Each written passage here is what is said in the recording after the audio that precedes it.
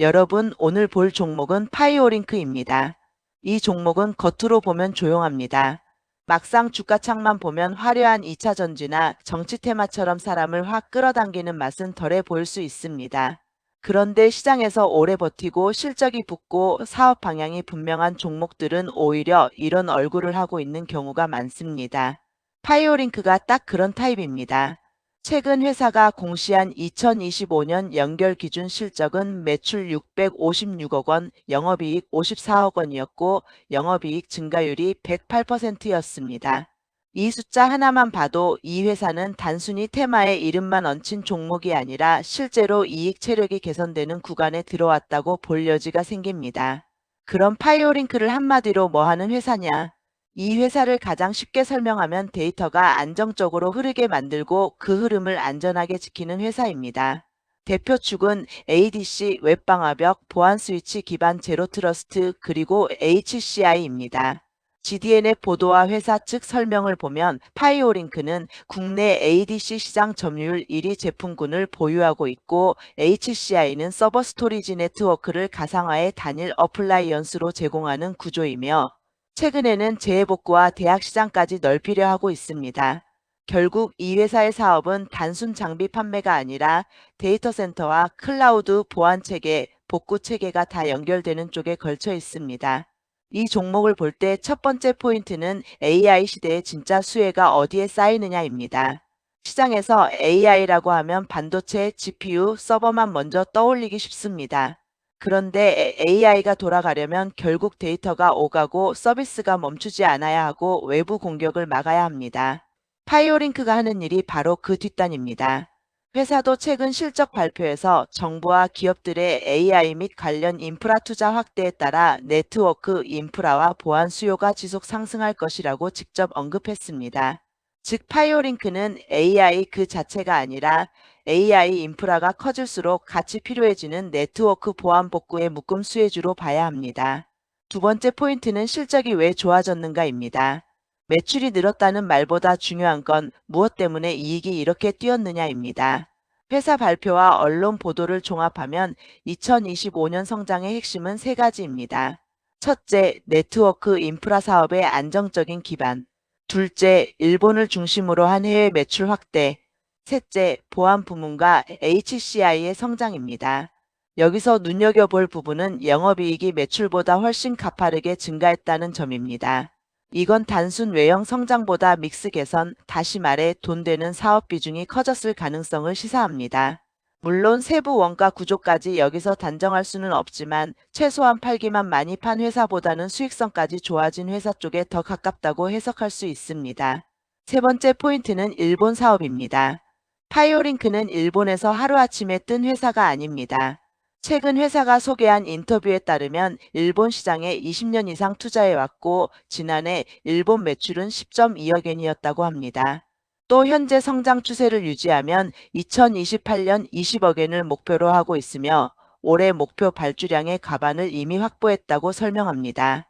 특히 SMB 시장 대상 구독형 IT 매니지드 서비스 패키지에 보안 스위치와 보안 AP 등을 넣는 형태라면 단발성 장비 판매보다 반복 매출의 질이 좋아질 수 있다는 기대도 붙습니다. 이 부분은 굉장히 중요합니다. 국내 보안 네트워크 장비 회사가 해외에서 구조적 반복 매출 모델을 키우는 건 밸류 재평가 포인트가 될 수 있기 때문입니다. 다만 이 수치와 계획은 회사 측 소개 성격이 강하므로 앞으로 실제 분기별 숫자로 이어지는지 계속 확인해야 합니다. 네 번째는 보안 사업의 질 변화입니다. 예전에는 보안주라고 하면 단순히 방화벽, 안티바이러스 같은 단어로 끝나는 경우가 많았습니다. 그런데 최근 파이오링크가 계속 밀고 있는 키워드는 제로 트러스트와 사이버 보건력입니다. 회사가 2026년 3대 과제로 제시한 것도 제로 트러스트 확장, 해외 매출 확대, 사이버 보건력 포트폴리오 고도화입니다.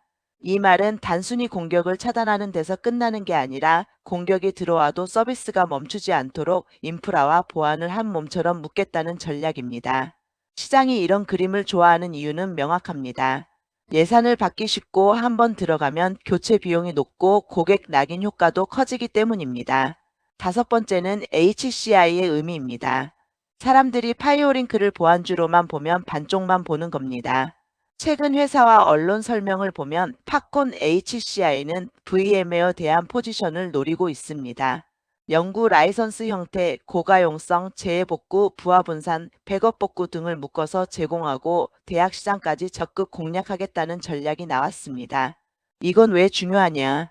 고객 입장에서 클라우드 가상화 비용 부담이 커질수록 대체제를 찾게 되는데 국산 대안 솔루션이 자리를 잡으면 생각보다 매출 파급력이 큽니다. 더 중요한 건 HCI가 단순 별도 제품이 아니라 ADC 재해복구 보안과 엮일 수 있다는 점입니다. 한 고객 안에서 교차 판매가 가능해질수록 회사의 매출 구조는 더 좋아질 수 있습니다. 여섯 번째는 ADC라는 본업의 방어력입니다.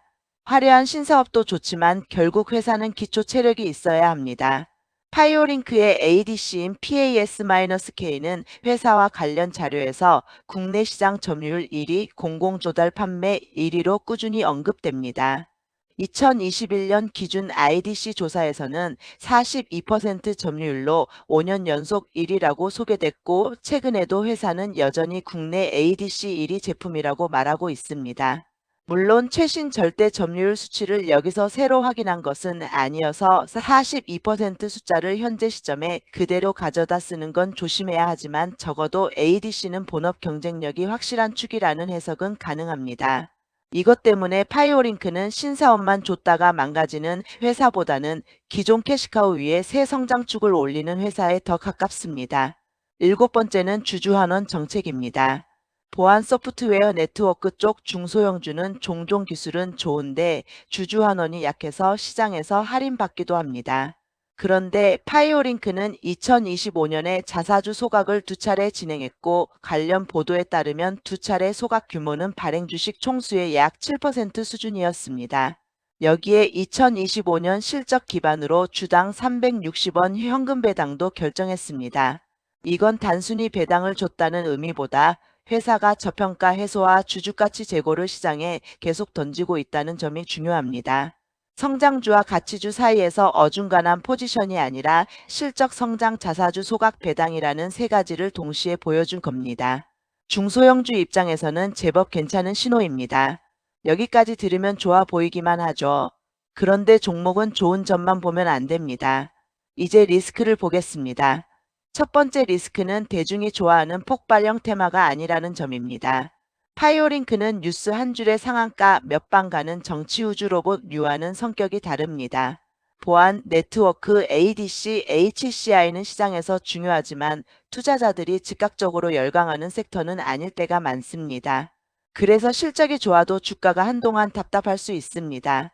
즉, 이 종목은 좋은 회사니까 무조건 바로 오른다가 아니라 좋은 회사인데 시장이 언제 관심을 줄지 기다려야 하는 종목입니다.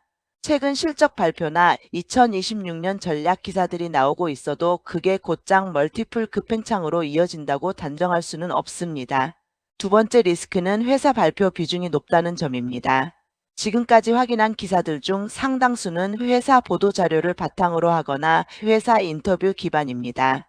물론 이것도 중요한 정보지만 투자 관점에서는 회사가 제시한 성장 계획과 실제 숫자로 찍히는 결과를 구분해야 합니다.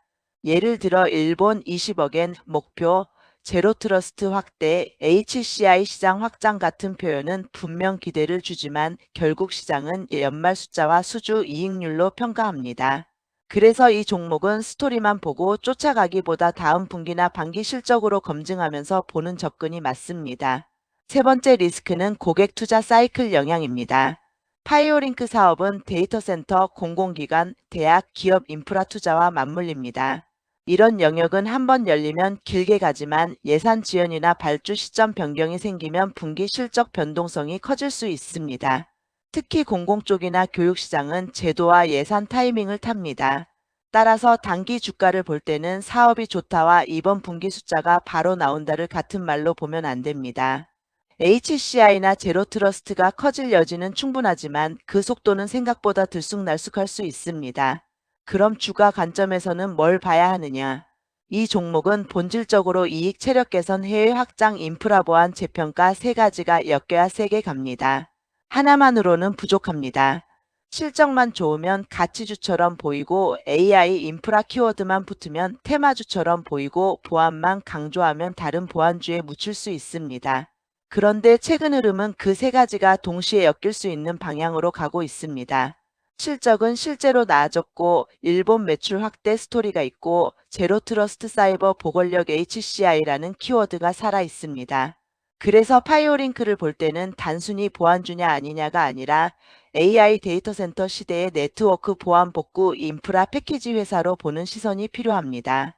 이제 투자자 입장에서 가장 중요한 질문을 해보겠습니다. 그래서 지금 이 종목은 어떤 단계냐? 제 판단은 이렇습니다.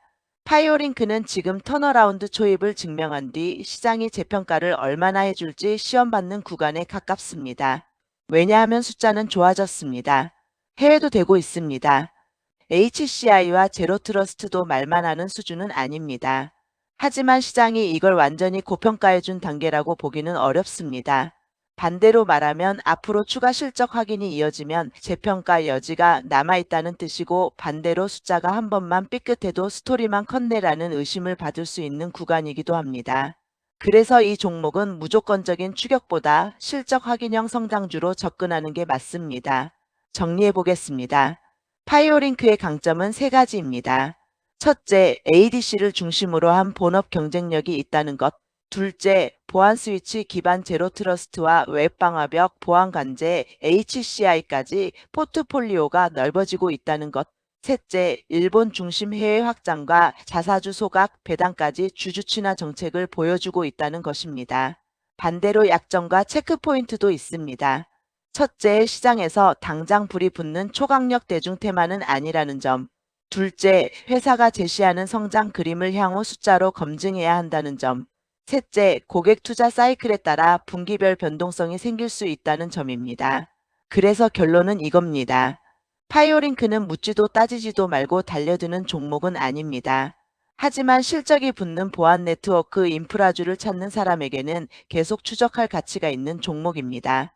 2025년 숫자가 좋아졌고 2026년 회사가 미는 방향도 비교적 선명합니다.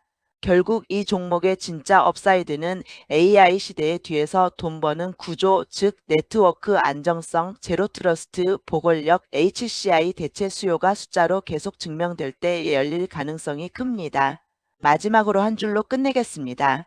파이오링크는 조용한 보안주가 아니라 실적이 붙기 시작한 데이터 센터 보안 인프라 재평가 후보입니다. 다만 진짜 대세 상승은 스토리가 아니라 다음 숫자가 결정합니다.